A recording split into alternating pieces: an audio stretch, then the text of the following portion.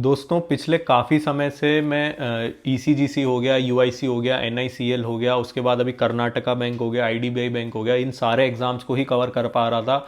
तो बीच में बच्चों के काफ़ी मैसेजेस आने लग गए कि सर हम लोगों से बैंक पीओ से क्या नाराज़गी है, अब आईबीपीएस एसबीआई को इतना ज़्यादा कवरेज नहीं दे रहे हो। तो मैं यही बोलता था कि इन सब का मटेरियल मैं कोशिश करता हूँ कम कवर करने का, क्योंकि ऑलरेडी काफ़ी मटेरियल डला हुआ है। और दूसरे एग्जाम जो है जिनके बारे में लोगों को पता नहीं है, उनके बारे में जागरूक होना लोगों को ज़रूरी है, क्योंकि हम लोग जब तैयारी करते थे तो इन एग्जाम्स को ज़्यादा लोग कवर करते नहीं थे। और यही कारण रहा कि हम उन एग्जाम्स के अंदर जो है इतना सीरियसली उनमें बैठ नहीं पाए या अप्लाई भी नहीं कर पाए।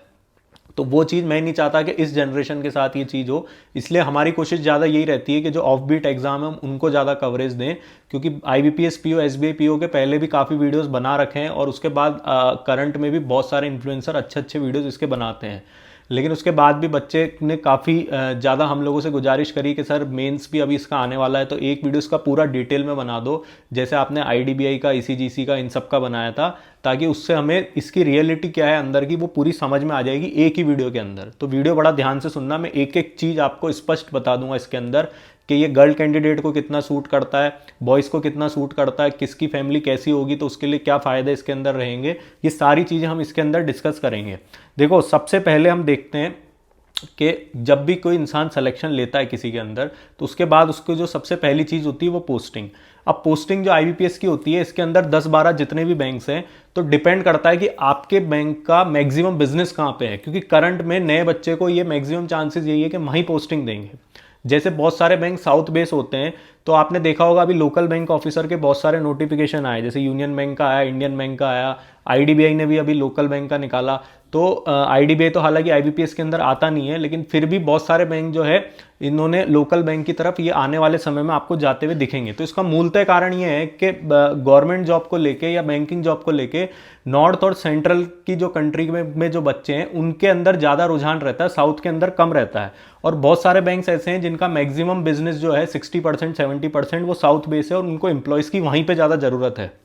बच्चे आईबीपीएस पीओ के थ्रू सिलेक्शन तो ले लेते हैं, लेकिन बहुत सारे बच्चे जो है दूसरे एग्जाम में सिलेक्शन लेने के बाद या पोस्टिंग वगैरह के इशू से वहां से जॉब छोड़ के दूसरी जगह चल जाते हैं। तो उनको काफ़ी जो है रिक्रूटमेंट हर साल कराना पड़ता है, और सिस्टम जो है पूरा डगमगाया हुआ रहता है। जो भी वहाँ की ह्यूमन रिसोर्स मैनेजमेंट की जो भी पॉलिसी होती है, उनको काफ़ी दिक्कत आती है स्टाफ रिक्रूट करने के अंदर। तो इसके अंदर भी ऐसा ही है कि आपका अगर बैंक आपका साउथ बेस है, अगर आपको जो अलॉट हुआ है, तो मैक्सिमम चांसेस यही है कि आपकी जो साउथ पोस्टिंग आएगी। और अगर साउथ पोस्टिंग नहीं भी आती है तो इनिशियली आप 3 साल मान के चलो कि आपकी होम स्टेट पोस्टिंग आना ना के बराबर चांस है।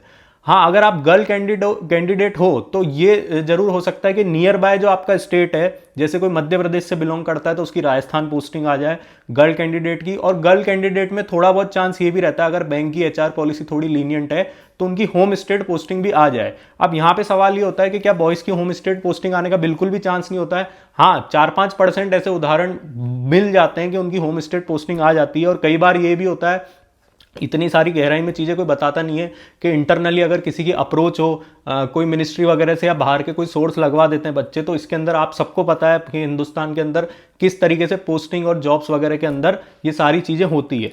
तो अगर किसी की कोई चीज़ बैठ जाती है तो उसको पोस्टिंग जो है वो अच्छी मिल सकती है। दूसरा सवाल यह है कि इसके अंदर रूरल पोस्टिंग के मैक्सिमम चांसेस रहते हैं कि जो इनिशियली जो बच्चे रिक्रूट होते हैं उनको ये रूरल पोस्टिंग में ही भेजते हैं। इंटीरियर एरियाज में जो पोस्टिंग होती है वहीं होती है।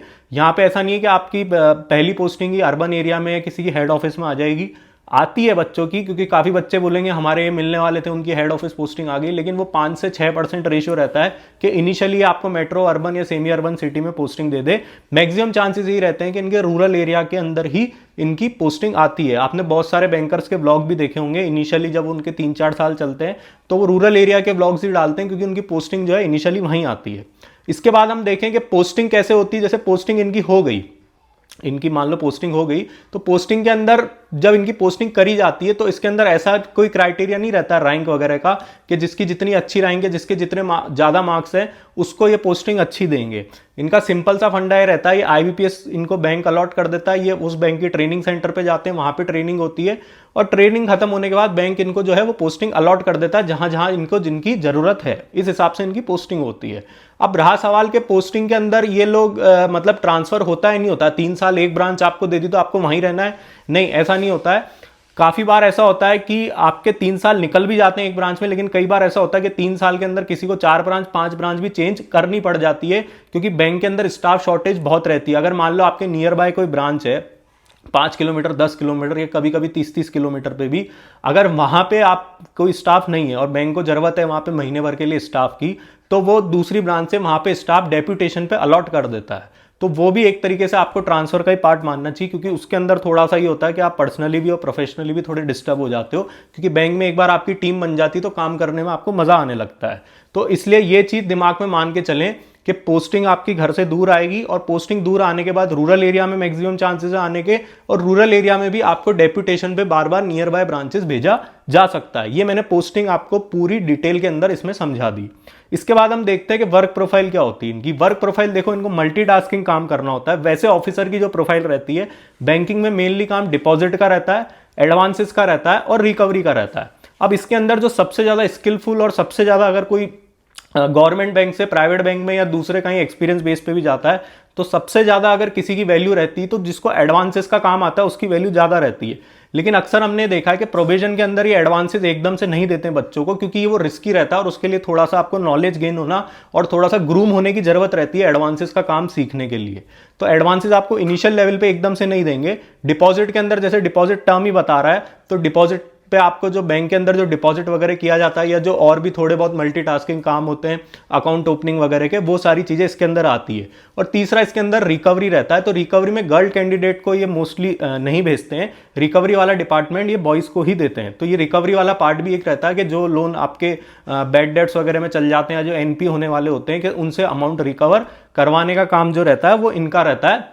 इन पे फील्ड पे विजिट वगैरह भी इनको करनी पड़ती है, एजेंट्स वगैरह होते हैं बैंक के, उनसे भी इनको डील करनी पड़ती है। तो ये एक तरीके से इनकी इन शॉर्ट मैंने आपको वर्क प्रोफाइल बता दी।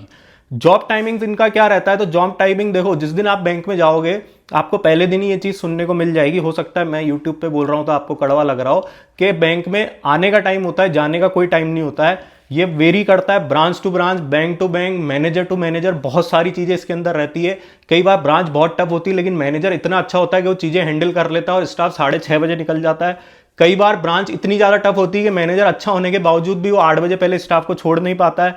कई बार ऐसा होता है कि ब्रांच में बहुत ज्यादा काम नहीं रहता है लेकिन मैनेजर से चीजें हैंडल नहीं हो पाती, तो उसको 8 बजे 9 बजे तक भी उसको स्टाफ को बैठाए रखता है। कई बार ऑडिट क्लोजर रहते हैं, क्वार्टरली एंड रहता है, मंथली एंड रहता है, रिव्यूज रहते हैं, टारगेट्स रहते हैं, बहुत सारी। ये अंदर जाने के बाद आपको बहुत सारी चीजें समझ में आई। जैसा मैंने बता दिया कि एक तरीके से मल्टीटास्किंग काम रहता है, तो वो चीजें आसान नहीं रहती करनी। और आप ये मान के चलो कि 2 आदमी का काम 1 आदमी को इसके अंदर करना पड़ता है। तो इसलिए बैंक में जाने का टाइम है, निकलने का कोई टाइम नहीं है। और इसके बाद सवाल आया वर्क प्रोफाइल में कि पब्लिक डीलिंग होती या नहीं होती है। 99% आपकी पोस्टिंग ऐसी जगह ही आएगी जहां पे आपको पब्लिक डीलिंग करनी पड़ेगी। 1% चांस ये है कि किसी की रीजनल ऑफिस या जोनल ऑफिस या हेड ऑफिस में कहीं पोस्टिंग आ जाए जहां पे पब्लिक डीलिंग नहीं हो, तो बात अलग है, वहां पे पब्लिक डीलिंग नहीं रहती है। बाकी इंटीरियर एरियाज के अंदर या नॉर्मल ब्रांच में भी आपकी कहीं पोस्टिंग आएगी सिटी वगैरह में, तो वहां पब्लिक डीलिंग से आप बच नहीं सकते हो। इसके बाद हम बात करें इनकी सैलरी की, तो सैलरी जैसे सबको पता है, बहुत सारे वीडियो नेट पे भी डले हुए हैं सैलरी स्लिप्स के, कि इनका स्टार्टिंग अभी वेज रिवीजन होने के बाद शायद 48,480 का इनका बेसिक स्टार्टिंग रहता है। और इसके अलावा इनको अलाउंसेस भी मिलते हैं। अलाउंसेस बैंक टू बैंक थोड़े बहुत वेरी करते हैं, और थोड़े बहुत अलाउंसेस ऐसे भी वेरी करते हैं कि सारे अलाउंसेस प्रोविजन में नहीं मिलते, कुछ अलाउंसेस प्रोविजन के बाद मिलते हैं। तो अगर हम इनका ओवरऑल अगर देखें कि अलाउंसेस और सैलरी मिला दें, तो एक ठीक ठाक सैलरी बैंक के ऑफिसर को मिलती है। इसके अलावा इनको बहुत सारे बेनिफिट्स भी मिलते हैं, वो प्रोविजन में नहीं मिलेंगे, वो प्रोविजन के बाद मिलेंगे। जैसे हाउसिंग लोन जो रहता है वो आपको मिल जाता है, किसी बैंक में 75 लाख की लिमिट रहती है, किसी में 1 करोड़ तक की लिमिट रहती है, 1.25 करोड़ तक की भी लिमिट रहती है बहुत सारे बैंक्स में।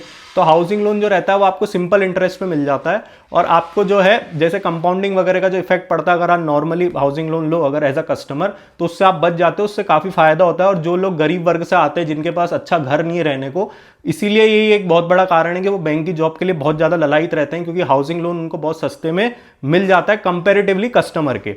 व्हीकल लोन भी मिलता है, ओवरड्राफ्ट वगैरह की फैसिलिटीज मिलती है, फेस्टिवल एडवांस वगैरह ये तो दूसरे डिपार्टमेंट में मिलता है, ऐसे बैंक के अंदर भी मिलता है। फर्नीचर वगैरह आप उठा सकते हो, 5 से 10 साल के अंदर एक बार आप फर्नीचर ले सकते हो अपने घर के लिए।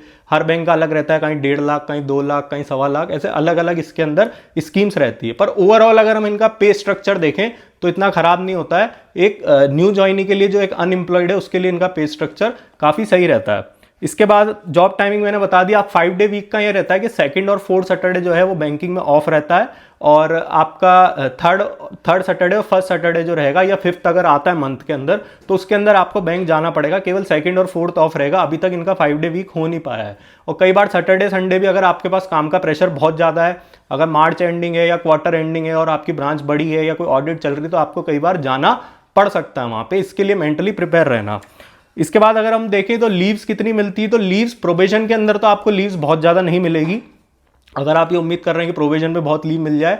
लेकिन प्रोविजन के बाद जो है आपको privilege leave, sick leave her साल, जैसे मोस्टली बैंक्स में रहता है कि 32 पीएल दे देते हैं ये, उसके बाद सिक लीव 32 क्रेडिट हो जाती है आपके अकाउंट में, और कैजुअल लीव 12 मिल जाती है आपको। तो इतनी लीव्स आपको एक साल के अंदर प्रोविजन के बाद जो है वो मिलनी चालू हो जाती है। प्रोविजन में भी लीव्स मिलती है सीएल वगैरह, लेकिन वो इतनी ज़्यादा नहीं मिलती है, पीएल वगैरह आपके अकाउंट में नहीं आ पाती। इनिशियली आपको 1 साल 2 साल काम करना पड़ता है, उसके बाद ही लीव जो है आपके अकाउंट में क्रेडिट बैंक करता है। और लीव्स मिलती है या नहीं मिलती, तो जैसा मैंने बताया कि बैंक की जॉब पब्लिक डीलिंग वाली है, वर्क प्रेशर बहुत ज़्यादा है, तो बहुत सारे सर्कमस्टेंसेस पे डिपेंड करता है। कई बार लीव अकाउंट में होते हुए भी आपको लीव जो है बैंक नहीं दे पाता है, क्योंकि उनको काम की बहुत ज़्यादा ज़रूरत रहती है। ये चीज़ें अंदर जाने के बाद आपको ज़्यादा अच्छे से समझ आएगी। इसके बाद हम देखें बॉन्ड अमाउंट, तो बॉन्ड अमाउंट सभी बैंकों के अंदर होता है। 2 साल का नॉर्मली इनका बॉन्ड का पीरियड रहता है, और बॉन्ड का अमाउंट अगर इनका देखें तो 1.25 लाख से 2 लाख के बीच में रहता है। किसी बैंक का 1.5 लाख, किसी का 1.60, तो जीएसटी मिला के लगभग आप 1.5 लाख एक अमाउंट पकड़ के चलो, अगर सारे बैंकों का अपन मिला ले। तो अगर आप 2 साल के पहले प्रोविजन में जॉब छोड़ते हो तो इतना अमाउंट आपको बैंक को पे करना पड़ेगा। इसके बाद अगर हम इनका एग्जाम लेवल देखें तो एग्जाम लेवल हाई रहता है, लेकिन सिलेक्शन के चांसेस औरों के कंपैरिजन में इसलिए ज़्यादा रहते हैं कि इनमें सीट्स ज़्यादा आती है। आईबीपीएस में सारे बैंक मिलके एक एग्जाम कराते हैं, तो इसलिए सीट सिलेक्शन रेशियो जो आपका रहता है वो ज़्यादा रहता है। एग्जाम लेवल तो इसका हाई आएगा। एग्जाम ऐसा नहीं है कि बहुत ईजी एग्जाम आता है और आपका स्कोरिंग या कट ऑफ बहुत हाई जाती है। कट ऑफ इसकी कंपेरेटिवली अगर हम इंश्योरेंस सेक्टर वगैरह के एग्जाम्स देखें तो उनके कंपेरिजन में लो जाती है, क्योंकि सीट भी ज़्यादा रहती है और एग्जाम का लेवल भी इनका जो है वो हाई रहता है। इसके बाद प्रमोशन स्ट्रक्चर देखें तो प्रमोशन स्ट्रक्चर के अंदर अगर आप 3 साल में ऑफिसर बनने के बाद आप मैनेजर के लिए अप्लाई कर सकते हो। इंटरनली बैंक आपका रिटन एग्जाम लेगा और उसके बाद आपका वहीं पे इंटरव्यू होगा, और फिर वैकेंसी होने पे आपका जो है प्रमोशन मैनेजर पे हो जाएगा। अब promotion person to person depend करता है। बहुत सारे क्लरिकल स्टाफ ऐसे हैं जो बैंक में प्रमोशन ही नहीं लेते हैं, क्योंकि ट्रांसफर वगैरह के काफ़ी इशू रहते हैं। प्रमोशन होने के बाद आपका ट्रांसफर हो जाता है, वर्क प्रेशर बढ़ जाता है, फाइनेंशियल रिस्क बहुत बढ़ जाती है। आए दिन बैंकों के अंदर जो इंटरनली काम करते हैं उनको पता है कि आए दिन चार्ज शीट्स वगैरह जो है वो इशू हो जाती है मैनेजर को। वो अगर ईमानदार होता है उसके बावजूद भी उसके ऊपर से इतना प्रेशर होता है कि उससे गलत काम जो है वो हो जाते हैं प्रेशर के अंदर। मैं ये नहीं कह रहा कि सारे लोग करप्ट होते हैं, लेकिन कई बार जो ईमानदार व्यक्ति होता है वो भी फंस जाता है। तो ये सारे जो भय होते हैं मन में, दिमाग में, जब स्टूडेंट घुसता है कैंडिडेट, तो उसके मन में कई बार इतने भर जाते हैं कि मोर देन 50% बच्चे जो है वो प्रमोशन से दूर भग जाते हैं। उनका दूसरा एग्जाम में सिलेक्शन लेने का मन होने लग जाता है। तो प्रमोशन जो है ये एक तरीके से पर्सन टू पर्सन वेरी करता है। प्रमोशन का ऐसा नहीं है कि इसका कोई फिक्स क्राइटेरिया है। इसके बाद अगर हम देखें कि आपकी पोस्टिंग जो है वो लाइफ टाइम आपकी कैसी एक ही जगह रह सकती है, नहीं रह सकती, तो देखो इसके अंदर अगर आप ऑफिसर के बाद प्रमोशन नहीं लेते हैं और अगर आपका ऑफिसर का एक टेन्योर बाहर निकल जाता है और उसके बाद आप अगर होम स्टेट आते हैं, तो ये मान के चलें कि 8-10 साल तक भी आपका अपने होम स्टेट के अंदर आपकी पोस्टिंग रह सकती है। यहाँ तक कि आप अगर बड़ी सिटी में रहते हैं और आपकी ब्रांचेस काफ़ी सारी है तो वहाँ भी पोस्टिंग रह सकती है। बाकी सारी चीज़ें एचआरएम पे और आपके खुद के बिहेवियर पे, आपके खुद के कॉन्टेक्ट्स पे, जैसे मैंने वीडियो के स्टार्टिंग में बताया, उस पर डिपेंड करती है। तो ये एक छोटा सा वीडियो मुझे समराइज करके बताना था आईबीपीएस पीओ के बारे में कि क्या इनकी सारी चीज़ें रहती है। इसके अलावा आपको और कोई डाउट है तो नीचे कमेंट बॉक्स में टाइप करें और हमारी चैनल को लाइक शेयर सब्सक्राइब करें। आप लोग का बहुत बहुत धन्यवाद।